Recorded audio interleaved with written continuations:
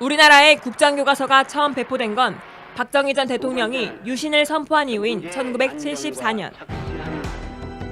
민주화의 열망을 무력으로 짓밟은 5.16 군사 쿠데타를 혁명이라고 기술하고 유신이 한국의 민주주의를 정립하고 있다고 미화한 이런 국정 역사 교과서는 군사 독재 시절 내내 유지되다 민주화 바람을 타고 김영삼 정부 때 처음 검정 체제로 바뀌었습니다. 대통령 박근혜. 친일과 독재를 두둔하는 내용의 교학사 교과서가 검정을 통과해 논란을 빚은 것도 이번 정부 들어섭니다. 학생들이 배우던 7종의 교과서가 다 현대사 부분에 있어서 부정적 사관에 의해서 집필된 교과서를 배우고 있었는데 교학사에서 긍정적 사관에 의한 교과서를 이제 발행하는 과정이 있습니다. 하지만 교학사 교과서가 거의 채택되지 않자 박근혜 대통령은 교육부에 역사 교과서의 개발 개선책을 지시합니다. 정부의 검증을 통과한 교과서에 많은 그 사실 오류와 이념적 편향성 논란이 있는 내용, 이런 것이 있어서는 안 될 것입니다. 교육부는 이와 같은 문제가 다시는 발생하지 않도록 이번 기회에 사실에 근거한 균형 잡힌 역사 교과서 개발 등 제도 개선책을 마련해 주기를 바랍니다. 국정화의 배경엔 박근혜 대통령의 개인적 욕망이 있다는 지적이 이어지고 있습니다. 왜 박근혜와 김무성이 총대를 메고 역사교과서 국정화를 밀어붙일까요? 바로 두 사람 부친인 박정희와 김영주의 친일 매국노 짓을 감추려 하는 것입니다. 박근혜 정부가 교과서를 국정화하려는 것은 자기 아버지인 박정희의 군사 쿠데타와 유신을 미화하려는 것입니다.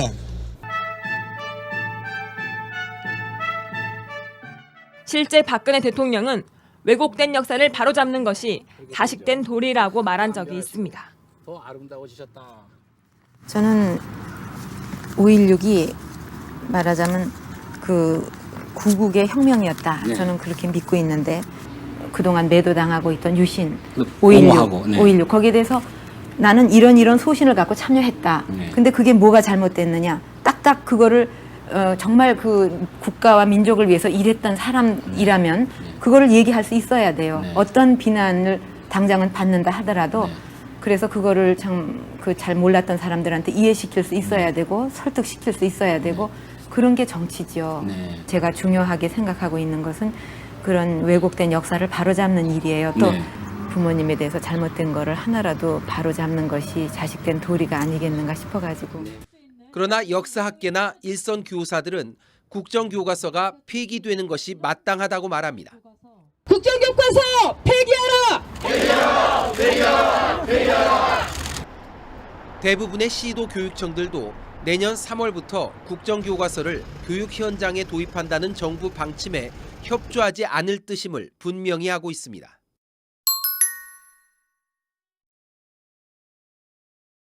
2015년 12월 28일 날 한일 양국의 외교 장관들의 협의한 내용을 이제 발표를 하는데 4가지 항목이 있습니다. 이제 첫 번째 항목은 일본 정부의 예산으로 10억 엔을 지급한다. 앞으로 이 위안부 관련한 모든 문제는 다 해결이 되는 것이다. 그러니까 최종적이고 불가역적 해결이다. 이거는 다시 되돌릴 수 없다라는 소리죠. 그리고 일본 대사관 앞에 위치한 평화의 소녀상 문제를 해결해야 한다. 그리고 일본 정부의 조처를 전제로 10억 엔을 주는 조건으로 국제사회의 비난과 비판을 자제할 것을 이제 합의하는 거죠. 결론은 진짜 예. 돈 먹고 예. 한 100억 정도 되는 예. 거잖아요. 100억 줄 테니까 돈 먹고 떨어져라 뭐 예, 이런 이야기. 그렇습니다. 입도 뻥끗하지 마. 이제. 네. 일본 정부의 할 일은 반성도 없고 사과도 없습니다.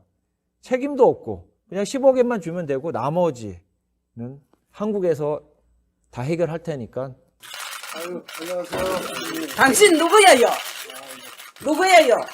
못하는 사람이에요? 일본 외교금이에요? 같이 짝짝꿍 내가지고 하는 거예요? 예? 알려줘야 될 거 아니에요? 나라가 없어. 나라가 약해서 민족의 수단으로 이렇게 고통을 당하고 있는 우리를 왜 도무시 죽이려 하는 거예요? 이렇게 해놓은 것을 돈 주고만 동영상을 취소해라. 이거는 말이 안 됩니다. 이래 된다면은 외국이 아니라 천억을 줘도 역사를 바꿀 수는 없습니다. 이 살아계신 이분들은 얼마나 한이 정말 진짜 피가 거꾸로 솟을 것 같아요, 정말. 참. 정말로 그 당시 많은 분들이 추운 날 그 일본 대사관 앞에 모여들었습니다. 모여들어서 평화의 소녀상을 지키고 합의를 깨야 된다. 이런 이제 투쟁을 하게 됐고, 이것을 계기로 평화의 소녀상이 이제 전국적으로 이제 위치하게 되는 거죠. 그리고 우리가 있는데 안산 지역에 위치한 그 상록수역에 위치한 평화의 소녀상도 그때 새롭게 건립된 거죠.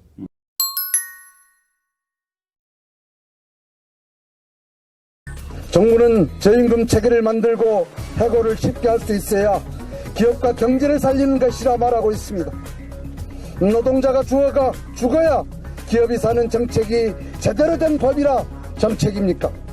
네, 한상균 위원장이 언급한 쉬운 해고, 다시 말해 일반 해고는 지난 9월 14일 노사정이 노동시장 개혁을 위해 합의한 내용 가운데 하나인데요. 내용은 이렇습니다. 현재 사측에서 근로자를 해고하려면 근로기준법 23조에 따라 징계해고나 정리해고 두 가지 방법으로 제한됐습니다. 징계해고는 근로자가 횡령 같은 개인 비리를 저질렀을 때, 정리해고는 기업의 경영사정이 극도로 악화됐을 때 대규모 해고를 가능하게 한 조항인데요. 반면 지난 9월 합의된 일반 해고는 업무 성과가 크게 떨어지는 저성과자나 근무 태도가 불량한 직원을 해고할 수 있도록 하는 것을 말합니다. 980만 비정규직 노동자들은 정거리 세상에서 생존 경쟁을 벌이며 희망 없는 하루를 보내며 버티고 살고 있습니다. 그런데 정부와 새누리당의 비정규직법은 그나마 2년 뒤 정규직이 될 수 있다는 비정규직 노동자들의 소박한 꿈과 기회마저 없어버리겠다는 것입니다.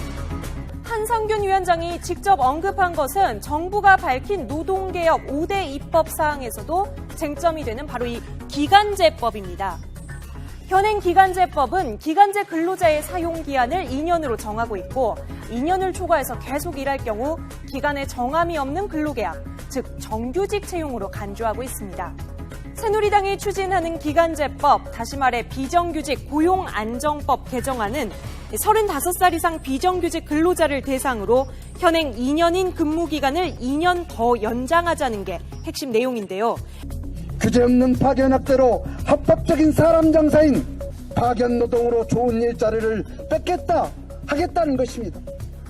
나이 50이 넘으면 당연히 파견 노동을 해야 하는 법안이기도 합니다. 네, 조금 전 들으신 내용은 바로 파견법입니다. 파견법은 55살 이상의 고령자, 고소득 전문직, 금형, 용접 등 6개 뿌리 산업으로 파견 근로를 확대하는 내용을 담고 있습니다.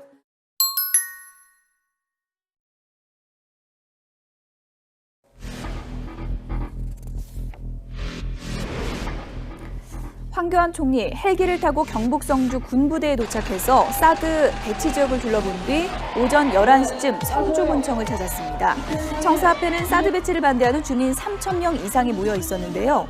황교안 총리와 한민국 국방부 장관이 정문 앞 계단에 들어서자 계란과 물병이 막 날아들었고요. 경호용 우산이 펼쳐지고 수행원들은 가방까지 들어서 오물질을 막아냈습니다.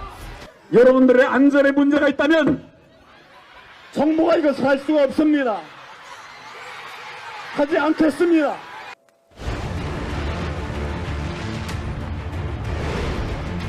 군청사 안으로 대피한 황교안 총리 미니버스에 탑승해 이동하려고 했지만 성주 군민들이 차량을 에워싸는 바람에 이 차 안에 갇혀 있었습니다.